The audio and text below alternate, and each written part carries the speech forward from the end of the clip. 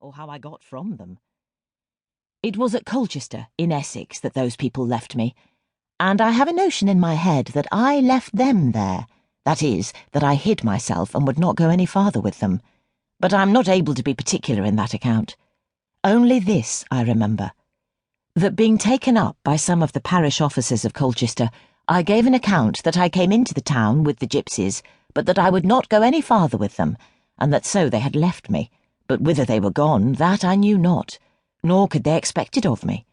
For though they send round the country to inquire after them, it seems they could not be found.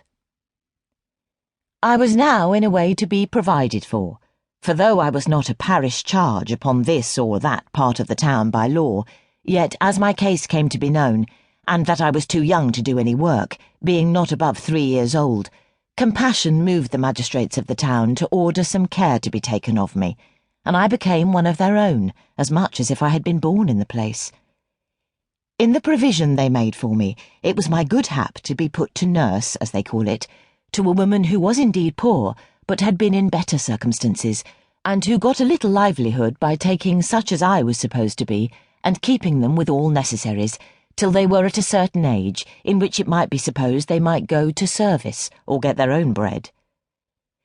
This woman had also had a little school, which she kept to teach children to read and to work, and having, as I have said, lived before that in good fashion, she bred up the children she took with a great deal of art, as well as with a great deal of care. But that which was worth all the rest, she bred them up very religiously, being herself a very sober, pious woman, very housewifely and clean, and very mannerly, and with good behaviour.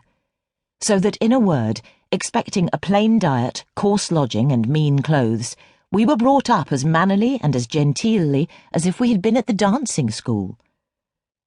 I was continued here till I was 8 years old, when I was terrified with news that the magistrates, as I think they called them, had ordered that I should go to service.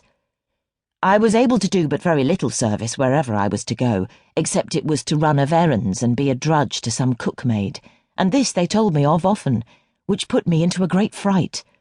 For I had a thorough aversion to going to service, as they called it, that is, to be a servant, though I was so young, and I told my nurse, as we called her, that I believed I could get my living without going to service, if she pleased to let me, for she had taught me to work with my needle and spin worsted, which is the chief trade of that city, and I told her that if she would keep me, I would work for her, and I would work very hard.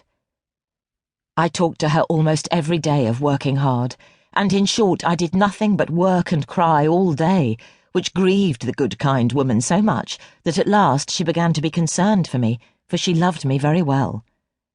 One day after this, as she came into the room where all we poor children were at work, she sat down just over against me, not in her usual place as mistress, but as if she set herself on purpose to observe me and see me work. I was doing something she had set me to. As I remember, it was marking some shirts, which she had taken to make, and after a while she began to talk to me. "Thou foolish child," says she, "thou art always crying," for I was crying then. "Prithee, what dost cry for?" "Because they will take me away," says I, "and put me to service, and I can't work housework." "Well, child," says she, "but though you can't work housework, as you call it, you will learn it in time, and they won't put you to hard things at first." "Yes, they will," says I, "and if I can't do it, they will beat me, and the maids will beat me to make me do great work, and I am but a little girl, and I can't do it." And then I cried again, till I could not speak any more to her. This moved my good motherly nurse, so that she from that time resolved I should not go to service yet. So she bid me not cry, and she would speak to Mr. Mayor, and I should not go to service till I was bigger. Well, this did not satisfy me, for to think of going to service was such a frightful thing to me, that if she had assured me I should not have gone till I was 20 years old, it would have been the same to me. I should have cried, I believe, all the time with the very apprehension of its being to be so at last. When she saw I was not pacified yet, she began to be angry with me. "And what would you have?" says she. "Don't I tell you that you shall not go to service till you are bigger?" "Aye," says I, "but then I must go at last."